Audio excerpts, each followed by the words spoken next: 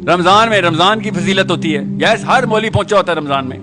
Yes, क्या इस रमजान में जहाद का खुतबा नहीं होना चाहिए था जब फलस्तीनी बच्चियां ज़बा हुई हैं? हमारी बहनें बेटियां मार रहे थे वो लोग। यहां पे मैं रोजे की फजीलत बताऊंगा यहां पे बैठ के, तो गैरतमंद मुसलमान यही सोचेगा, जा भाई तेरे से क्या बात करनी, तू तो पता नहीं किससे डरा हुआ है। इसराइल के खिलाफ बात करते यहां से डरता है। मतलब इतना बुरा हाल है हमारा। असली कहानी यही है कि हम जानबूझ के उन्हीं लोगों को के पास जाते हैं कि जो लोग हमें तसल्ली तशफ़ी दे देते हैं कि हाँ साहिल मियाँ सारी उम्र ज़ाया नहीं हुई आपकी, बस ये तसल्ली देते हैं।